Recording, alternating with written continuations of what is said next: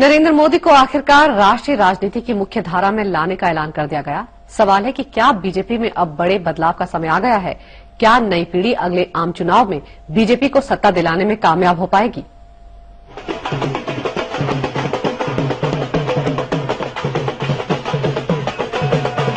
जश्न और जोश की ये तस्वीर यूं ही नहीं है, वास्तव में ये सूरत बदलने का एक नया अभियान है। गोवा में बीजेपी चुनाव प्रचार समिति की कमान नरेंद्र मोदी को सौंपी जा रही थी, वहीं देश के कई इलाकों में युवा शक्ति जश्न मना रही थी।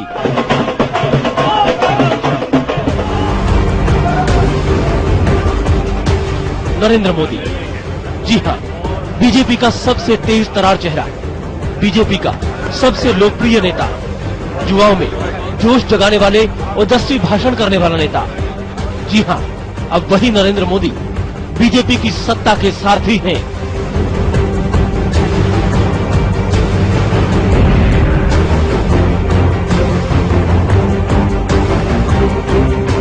ये वो दौर था जब भारतीय जनता पार्टी के पास महज 3 चेहरे थे, अटल बिहारी वाजपेयी, लाल कृष्ण आडवाणी और मुरली मनोहर जोशी। बीजेपी की त्रिमूर्ति में संघर्ष करने का अटूट मादा था और इस मादे के साथ साथ पार्टी ने जन भावना को हिला देने वाला मुद्दा उठाया। वह था अयोध्या में राम मंदिर बनाने का मुद्दा। साल 1990 में जब लाल कृष्ण आडवाणी ने उसी राम मंदिर निर्माण के लिए सोमनाथ से अयोध्या तक रथ यात्रा निकाली तो उसके सारथी बने थे नरेंद्र मोदी। बीजेपी की त्रिमूर्ति का अभियान जारी था। साल 1996 में हालांकि अटल बिहारी वाजपेयी को महज 13 दिन गद्दी पर बैठने का नसीब मिला, लेकिन अगली बार पूरे 5 साल चली अटल बिहारी वाजपेयी की सरकार। भारतीय राजनीति के इतिहास की यह पहली गैर कांग्रेसी सरकार थी जो लगातार पूरे 5 साल चली। यही वो दौर था जब दूसरी तरफ नरेंद्र मोदी ने भले ही गुजरात की बागडोर संभाल रखी थी, लेकिन उनके चुनाव प्रबंधन से लेकर विकास योजनाओं तक की चर्चा देश भर में होने लगी थी। मोदी की नेतृत्व क्षमता की तारीफ पार्टी के वरिष्ठ नेता भी करने लगे। मध्य प्रदेश, छत्तीसगढ़ और गुजरात जैसे प्रदेशों में बीजेपी सत्ता पर बनी रही, लेकिन साल 2009 में जब बीजेपी को केंद्र की गद्दी गंवानी पड़ी तो पार्टी के केंद्रीय नेतृत्व की क्षमता पर सवाल उठने लगे। बीजेपी में आत्ममंथन शुरू हो गया। सवाल उठे, तो क्या दूसरे राजनीतिक दलों की तरह बीजेपी में भी युवा ब्रिगेड को अब आगे आने देने का समय आ गया है? हालांकि इस पर विवाद कम नहीं हुए। आगे चलकर अटल बिहारी वाजपेयी सेहत की वजह से राजनीति की मुख्य धारा से किनारे हो गए, लेकिन लाल कृष्ण आडवाणी सीन में अब भी थे। इसके बावजूद बीजेपी के भीतर बार बार नरेंद्र मोदी को राष्ट्रीय स्तर पर लाने की मांग उठती रही और रूठने मनाने का खेल चलता रहा। गौरतलब है कि पिछले दिनों राजनाथ सिंह के दोबारा अध्यक्ष बनने के बाद जो टीम बनी, उसी से जाहिर हो गया था कि पार्टी ने समय की लंबी छलांग लगा दी है। और अब गोवा बैठक में मोदी को राष्ट्रीय राजनीति की मुख्य धारा में लाने की मांग भी आखिरकार पूरी हो गई। सवाल है कि क्या आने वाले समय में पार्टी के वरिष्ठ नेता आशीर्वाद देने की मुद्रा में रहेंगे? सवाल यह भी है कि अगले चुनाव में क्या मोदी वाकई चमत्कार कर दिखाएंगे? इस समय गोवा से अनामिका रत्ना और दिल्ली से रविकांत राय के साथ उमाकांत त्रिपाठी। मोदी को कमान देकर बीजेपी ने साफ कर दिया है कि अब वो अपने लोकप्रिय नेता के सहारे मिशन 2014 को जीतने की कोशिश करेगी, लेकिन इससे बीजेपी की मुश्किलें बढ़ सकती हैं। पार्टी के अंदर की कलह से तो निपटना पड़ेगा ही, साथ ही एनडीए के घटक दलों से भी तालमेल बैठाना एक बड़ी चुनौती होगा। मोदी को कमान, मिशन 2014 की जिम्मेदारी। गोवा में बीजेपी का फैसला, राजनाथ ने किया ऐलान। आज मैंने गुजरात के मुख्यमंत्री श्री नरेंद्र मोदी को चुनाव अभियान समिति का चेयरमैन घोषित किया है और मुझे जो कुछ भी हुआ है सबकी सहमति के आधार पर हुआ है।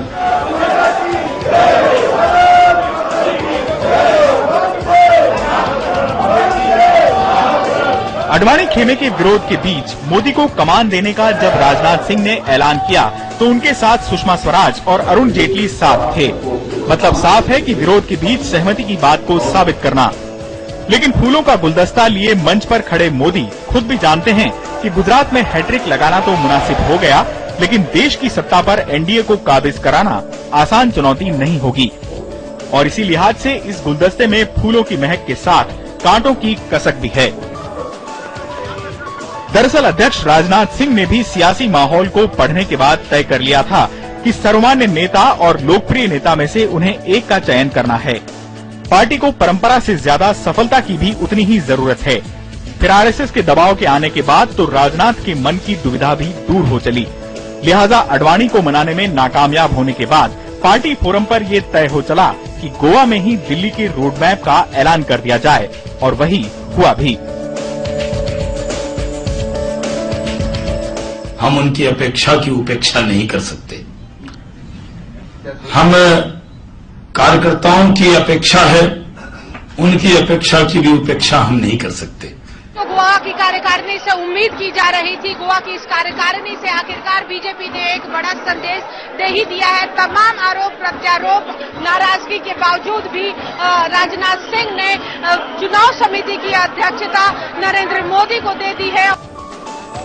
एक राज्य में 3 बार अपनी काबिलियत साबित कर देना मोदी की नेशनल लेवल की दावेदारी को तो पुख्ता करता है, लेकिन बीजेपी के सामने अपने विकास पुरुष की छवि वाले नेता को एनडीए का सर्वमान्य नेता कैसे बनाया जाए, ये जटिलता मोदी को चुनने के बाद भी बनी हुई है। जेडीयू को मोदी प्रचारक के तौर पर तो मान्य है, लेकिन पीएम के तौर पर नहीं। आज भी कहते हैं कि वो एनडीए की बैठक में उसके बारे में चर्चा होकर उसके बाद ही उसकी घोषणा होनी चाहिए। वो भूमिका हमारी आज भी है। राजनाथ ने मोदी को चुनाव की कमान थमाकर पार्टी के भीतर मचे घमासान को थामने की कोशिश भले ही की हो, लेकिन यदि चुनाव प्रचार के एजेंडे में मोदी कामयाब होते हैं तो उनके सामने एक और बड़ी चुनौती होगी, घटक दलों को साथ लेकर चलने की और गैर कांग्रेसी दलों को जोड़ने की। जेडीयू के सांचे में मोदी फिट नहीं बैठते तो शिवसेना उन्हें कट्टर नेता के तौर पर ही देखना चाहती है, लेकिन अकाली इसमें एनडीए की कामयाबी देख रहे हैं। ये जरूरी है हर पार्टी के लिए कि वो ऐसे नेता को आगे करे जो उनका वोट शेयर बढ़ा सके, और मोदी जी के आने से मुझे लगता है कि लोकसभा में बीजेपी का नंबर काफी बढ़ेगा। ऐसे में बीजेपी और राजनाथ के लिए एनडीए के कुनबे को सादे रखना परेशानी का सबब है, तो दूसरे मोदी जैसे कद्दावर नेता को मिशन 2014 के साथ साथ इस साल 5 राज्यों के चुनाव की जिम्मेदारी देने के साथ पार्टी में मची कलह को दूर करना भी चुनौती होगा। जबकि मोदी के लिए 5 राज्यों का चुनाव उनकी जिम्मेदारी की पहली अग्नि परीक्षा है। समय के लिए गोवा से अनामिका रत्ना और दिल्ली से नीरज सिंह के साथ उमाकांत त्रिपाठी।